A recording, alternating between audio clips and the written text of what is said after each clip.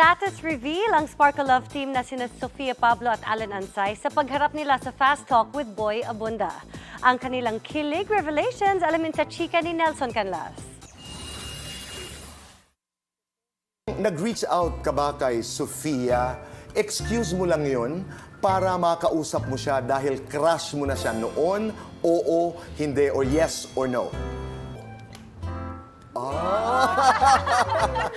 Napuno ng kilig ang Fast Talk with Boy Abunda sa pagharap ng newest primetime Sparkle Love team ng GMA na sina Sofia Pablo at Allen Ansay. Sa larong Fast Test, inamin ni Allen na matagal na niyang crush si Sofia kaya siya ang unang nag-reach out sa dalaga. Sabi niya raw noon sa sarili. Magkikita din kami niyan soon. Sa pag-amin pa ni Allen, Dati alam niyo po ba na hindi talaga ako mahilig magsulat? Pero Pero nung ginawa mo nakilala yun? ko siya, Wow. every Valentine's, birthday niya, letters talaga ginagawa. pero ang tanong ni Kuya Boy, Allen, nag-I love you ka ba kay Sofia, oo, hindi? Yes, dun sa eksena namin! Sa eksena namin! dito rin inamin ng dalawa ang real score sa kanila. Are you friends? Are you special friends? Are you more than friends? Mahaba na naman ang isinusulat ni Sofia.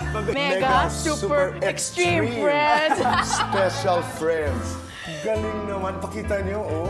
Kinikilig ako. Oh, ayun. That answers the question, di ba?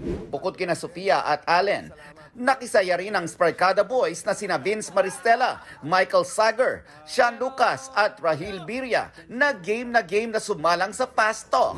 You're in big trouble, Flores. Ngayong gabi, mas intense na pagsubok ang kakaharapin ng karakter ni Sofia na si Florence sa kamay ng Mean Girls ng Jairo Nella University. Mamaya pagkatapos ng Maria Clara at Ibarra.